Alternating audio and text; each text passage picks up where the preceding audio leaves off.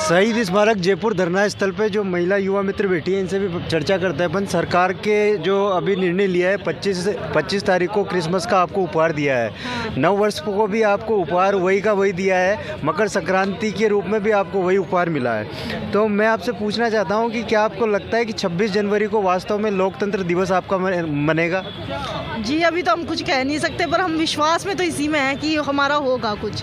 अभी तक तो हमने यही विश्वास रख के बैठे हैं हम लोग कि 26 जनवरी को भजनलाल सरकार जो गूंगी बहरी सरकार बन के बैठी है इस वक्त, वो हमारा कुछ करेगी। जिस तरह से अभी सूचना ये है कि फ्रांस के राष्ट्रपति मैक्रों यहाँ जयपुर आने वाले हैं जी। तो आपको क्या लगता है कि राष्ट्रपति के साथ प्रधानमंत्री जी भी यहाँ आएंगे तो आपकी जो मांगे हैं उनके ऊपर गौर करेंगे वो? जी अगर वो आते हैं यहाँ पे तो अगर हमारी सरकार नहीं सुनती है तो जब यहाँ से अपने जो प्रधानमंत्री जी है जाएंगे तो अगर वो हमसे मिलने नहीं आएंगे तो हम ज़रूर उनसे मिलने जाएंगे, रैली में ही जाएंगे हम लोग। एक बार शॉर्ट में बता दीजिए आपकी मांगे क्या है वैसे?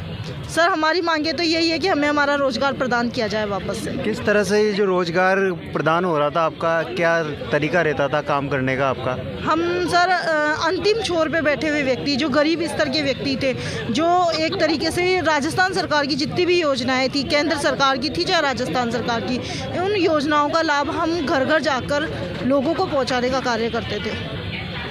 केंद्र सरकार की योजनाओं के बारे में आपने चर्चा की। प्रधानमंत्री किसान सम्मान निधि योजना का लाभ आपने कितने लाभार्थियों को दिलाया? सर अभी तक हम इसकी संख्या भी नहीं बता सकते आपको, इतने हमारे जो भाई बैठे हुए हैं इतने लोगों को लाभ दिलाया। और अगर रिकॉर्ड हमारे निकालना चाहे ना भजनलाल सरकार, तो हमारा रिकॉर्ड भी निकाल के चेक कर सकती है कि हमने कितने लोगों को लाभान्वित करवाया है उसमें। जिस तरह से सरकार ने आपके ऊपर, जैसे राजेंद्र राठौड़ जी ने बोला, बयान आया उनका एक बार कि आपके होने से सरकारी खजाने को नुकसान हो रहा है। आपको शायद ध्यान होगा कि मध्य प्रदेश में भी राजस्थान में जो योजना चल रही है उसी तर्ज पे जन सेवा मित्र चल रहा है। तो क्या ये सरकारी खजाने को नुकसान हो रहा है राजस्थान में हो रहा है, मध्य प्रदेश में नहीं हो रहा? सर ये चीज़ तो उनको सोचनी चाहिए ना कि राजस्थान में तो उनको नुकसान लग रहा है और वहाँ पे उनको लाभ लग रहा है, क्योंकि वहाँ पे उनकी सरकार है और वहाँ पे उनकी सरकार ने ही वहाँ पे जो लगाए हैं वो वही सरकार, बीजेपी सरकार ने लगाए हैं। और यहाँ पे हम लोग कांग्रेस सरकार से लगे हुए हैं, इसलिए इनको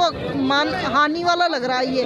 पर हमारा सरकार से कोई वो नहीं है कि हम सरकार का काम कर रहे थे, हम तो दोनों के लिए ही सेम है। हमारे लिए तो कि बीजेपी भी सेम है हमारे लिए, कांग्रेस भी सेम है। हमको जो काम देगा हम वही काम करेंगे। हमारे लिए कोई वो नहीं है कि सरकार बीजेपी की है कांग्रेस के, जो अपनी योजनाएं चला रहा है उसी की हम योजनाओं का प्रचार करने के लिए आज भी सक्षम। आज हम यहाँ पे बैठे हुए हैं, घर पे हमारे आज भी लोग डॉक्यूमेंट्स लेके आ रहे हैं, तो हम उनका काम आज भी कर रहे हैं सर। घर पे जाने के बाद अगर आप रोज़गार नहीं लेके जाते हो, यहाँ से खाली आ जाते हो, तो घर पे क्या स्टैंड रहेगा फिर आपका? जैसे शायद आपकी शादी हो चुकी है तो बच्चे भी होंगे आपके, तो बच्चों की भी शिक्षा के बारे में? सर अभी जो घर का खर्चा है ना वो मेरे ऊपर ही निर्भर है।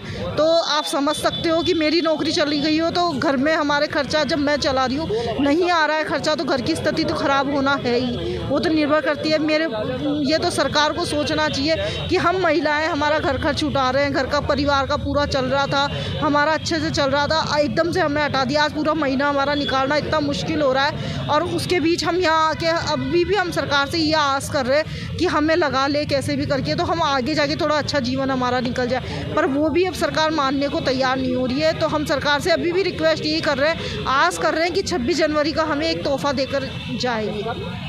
जिस तरह से आपका नाम और जिला कौन सा है? सर मैं जयपुर से हूँ, नैना मीणा मेरा नाम है। तो नैना मीणा जी हमारे साथ जुड़े होते हैं। इनका कहना है कि सरकार कोई सी भी हो, योजनाएं जो सरकार बनाती है, सरकार की योजनाओं का प्रसार पहले गहलोत सरकार थी उनका किया, अभी भजनलाल सरकार है तो भजनलाल सरकार जो भी योजना बनाएगी उसका प्रचार प्रसार हम करेंगे निरंतर। जिस तरह से पहले केंद्र सरकार की योजना उनका भी प्रचार प्रसार किया है, तो उसी चीज़ को लेके ये धरने पे डटे हुए हैं। अभी एक आखिरी सवाल और है, अगर आपके पक्ष में निर्णय नहीं आता है तो फिर अंतिम उपाय क्या रहेगा आपके पास? सर अंतिम उपाय यही है हमारा, जैसे हम धरने पर अभी यहाँ बैठे हुए हैं तो हम लोग अभी तो राजस्थान सरकार से ही ये फैसला ले रहे हैं कि हमारा कुछ करे, अगर नहीं करती है तो हम केंद्र सरकार तक भी जाएंगे। तो कुल मिला के उद्देश्य इतना सा है कि चाहे कुछ भी हो जाए, रोज़गार तो लेकर ही जाएंगे।